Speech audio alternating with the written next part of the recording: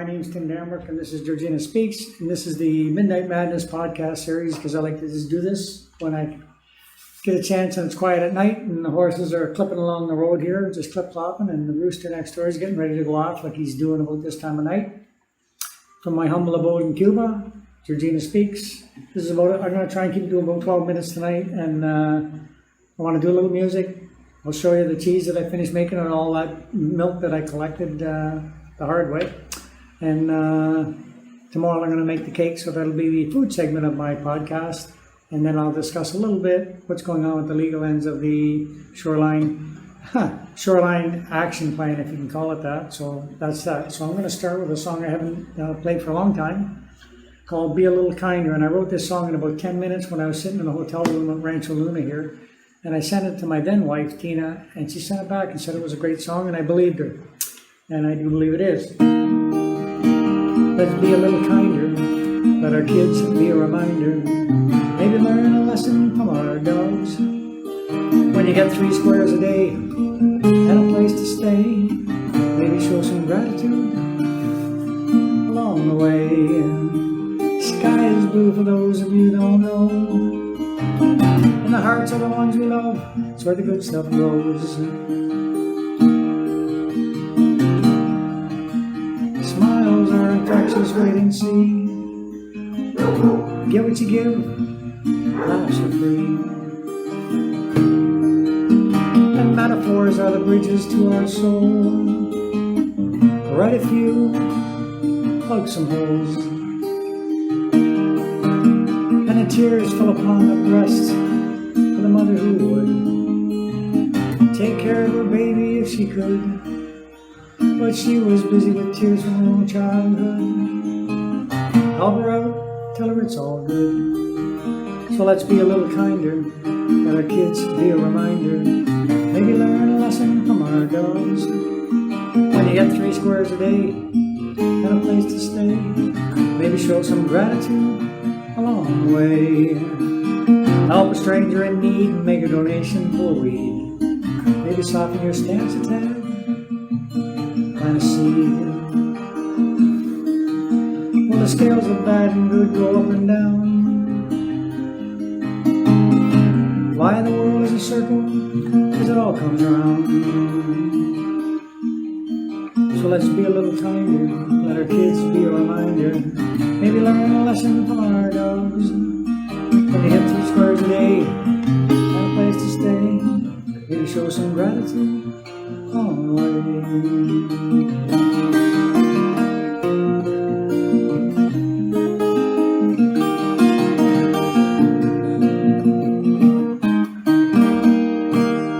Be a little kinder. I think we could all take that advice, and so that's that. So I've done that, and what I'm going to do is I'm going to mosey on over there to my other iPad, which is waiting about 3 feet away, and I'll move on into the discussion about the Lakeshore Action Plan and where I'm at with a number of people that have come on board now lately, and we're all heading for it. So we'll see you soon. About 2 seconds actually when I get over there.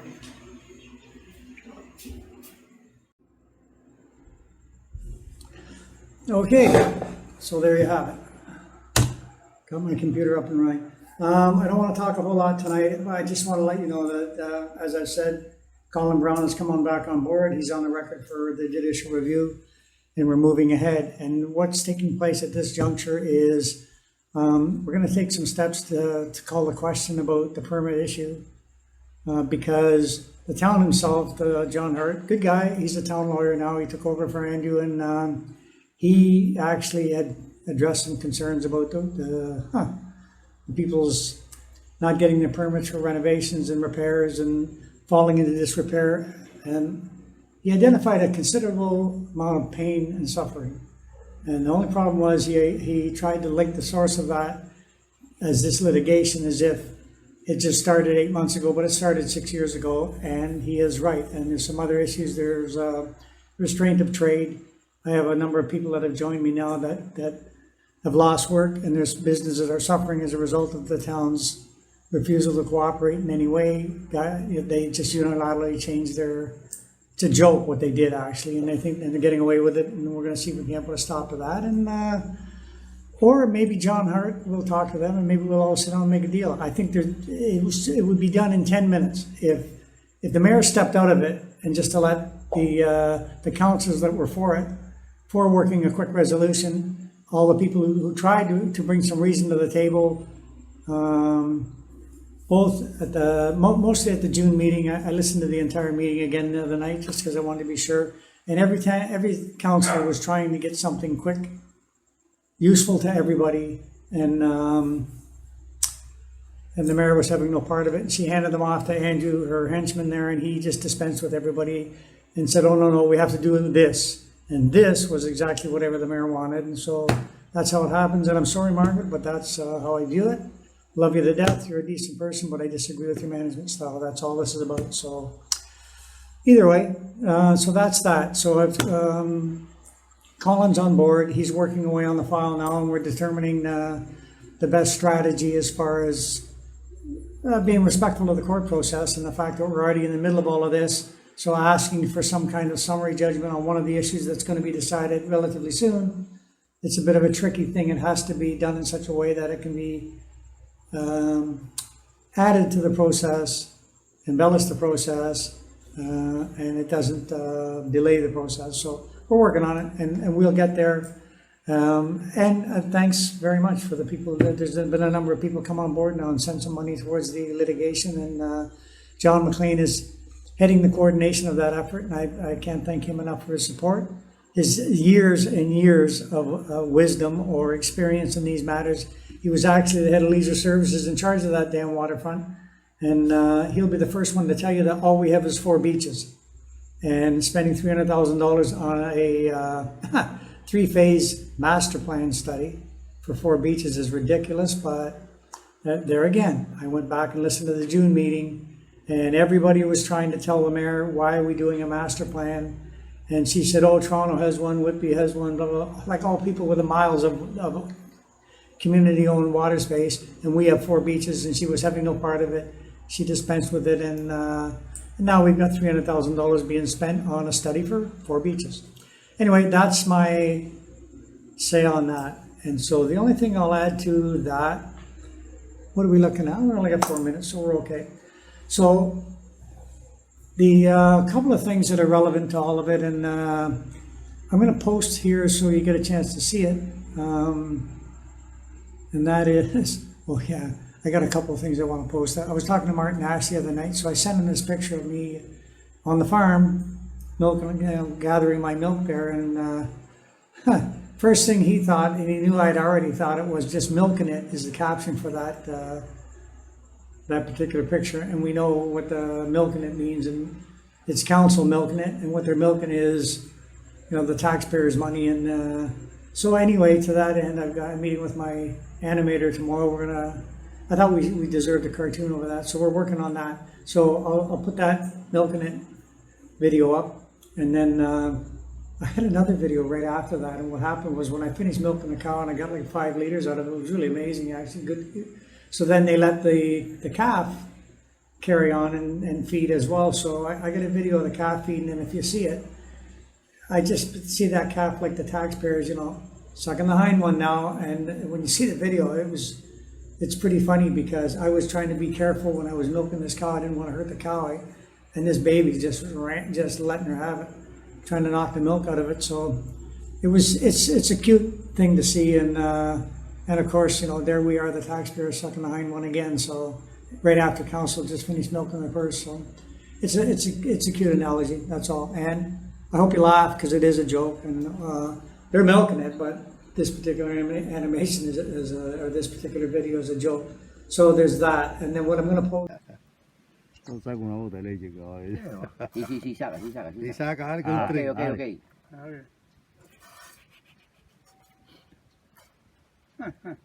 Ave Maria. Y esa vaca blandita, o que esa vaca así no dura. Ahí coño. Jala esa teta ahí coño.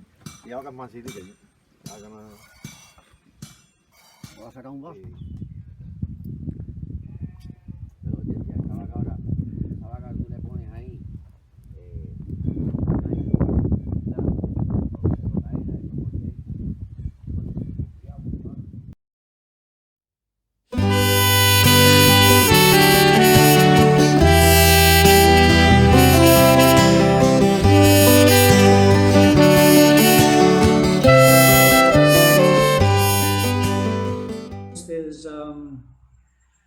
I talked to John McLean today, and I've got a number of people calling him actually because he's going to coordinate the effort as we head down to the finish line.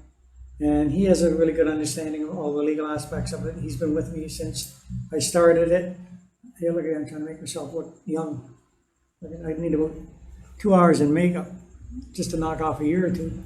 Anyway, John's doing that, and so it's coming together quite nicely. And again, thank you to the most recent people who have jumped board. Thank you to the people who sent me some money, and the other people that are, I've said they'll send it soon. That's all good. So I think we're poised to get to the table, and actually that would be my goal. If John Hart just contacted my lawyer and said, you know what, why don't we have a conversation about the end game? And I think the end game is actually already here. And the good news is that Andrew Biggert has already identified Alan Derenfeld's property as the one that we should do first, just to be a good model. And so, and I know it's only a coincidence that he's identified that way. And that kind of comes as a shock to me when I heard it in a meeting last night. And here's, Andrew Biggert saying, well, what we'll do is we'll take Alan Derenfeld's property, we'll use it as the first one, and we'll get him that ownership of that first, and then we'll deal with the rest of them. And I don't know, it just seemed weird to me. But you go watch the meeting, you make your own decision, and we'll take it from there. Everything else is good. Once again, Daryl Blanchard, you're off the hook with me. I believe you tried to walk a line, and not very successfully, mind you, but I think you did try to walk a line. I think you were trying to do the right thing, so that's that. That's my things. Oh, the one other thing I wanted to post, was on my list to bring to your attention, is there's 5 questions that were posed to the town, which they gave 5 official answers as to why they're able to turn permits down now when they've been giving them out for 35 years. I'm going to post it. If anybody has any input, they can send it to builder@start.ca, builder@start.ca. Anybody who's been told, if you just called the town and they told you we're not issuing permits, if you've just been informed that you're not getting one, if you made an application to turn down any information you're interested in providing, I'd appreciate it. If you provide who you are and your address, we'll put it into the record, and as people who are suffering as a result of the town's policies. And so, but either way, and I want the people on Lake Drive to know that I made my decision to do this on my own, and I did it because I didn't want to get into one of those committees where I have to answer to anybody. I'm going to the finish line. My pursuit is justice. It's a real one. If you can contribute to help out, that's great. I can tell you the 45 grand that you people have sitting with Alan Derenfeld is never going anywhere. And the mayor had to put a message out recently to feel everybody out to see how they're in the mood for a litigation or not. So and then they posted to let the mayor and the town know that they're safe, nobody's going to sue them. And so you can be assured that your 45,000 will be sitting there after the town has achieved their goal of stopping all development forever on the lake.